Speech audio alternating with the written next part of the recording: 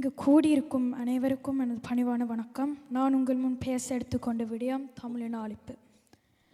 தமிழின அழிப்பு என்றால் என்ன? தமிழையும் தமிழ் மக்களையும் அடியோடு அழித்தொழித்து விடுவதாகும். அந்த வரிசையில் சிங்கள அரசும் அரச படைகளும் உலக நாடுகளும் கைகோர்த்து நின்று அழித்த இனமே எம் தமிழினம்.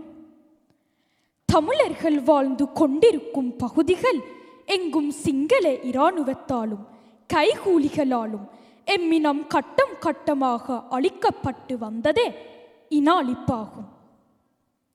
இந்த வரிசையில் முதன் திட்டமிட்ட வகையில் ஆரம்பமானதுதான் 1983 ஆண்டு ஆடி மாதம் 23 நடந்தேறிய இனக்கலவரமாகும்.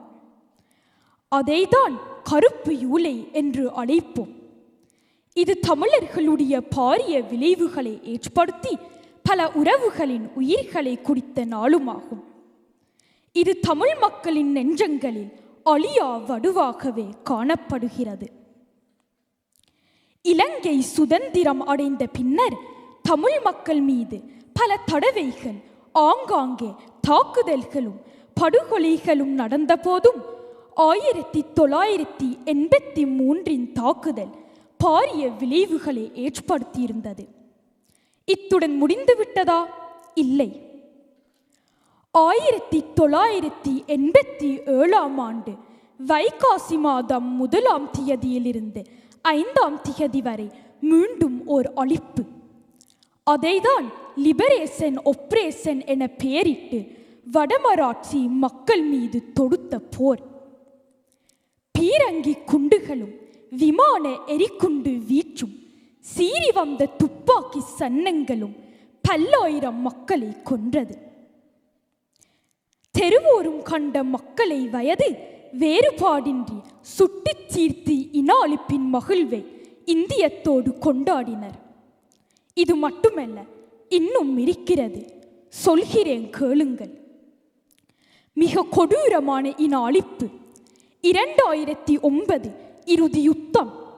உணவு மருந்து தடைகளும் உலக நாடுகளின் கைகோர்ப்பு, சிங்கள அரச பிசாசுகளின் இரத்தம் குடிக்கும் ஆவேசமும், ஒட்டுமொத்த தமிழர்களை அழித்து தமிழ் மண்ணை பிடித்து விட எழுந்த வெறித்தனத்தாலும் வெடித்ததே இன அழிப்பு. ஆம், 2009 ஆண்டு ஆரம்ப நாட்களில் இருந்து மக்கள் இடம்பெயர்ந்தனர். முள்ளிவாய்க்காலில் கூட்டம் கூட்டமாக தஞ்சம் அடைந்தனர். சிங்களத்தின் பொருளாதார தடைகளும் மக்களை கொன்றது. விமான குண்டுகளும் பீரங்கி செல்களாலும் குடும்பமாக சிதைக்கப்பட்டார்கள்.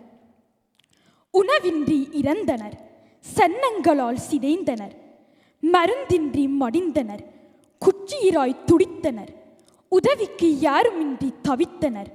உலகத் தலைவர்கள் நாடியில் கை வைத்தபடி எண்ணிக்கொண்டனர். எம்மக்களின் உயிர்குறிப்பை எம்மினம் அழிக்கப்பட்டது. கொத்து கொத்தாக வீழ்ந்து கிடந்தனர். எஞ்சியவர்கள் ஓடினர். நந்திக்கடலோரும் ஓடினர். இன அழிப்பின் உச்சம் முள்ளிவாய்க்கால்.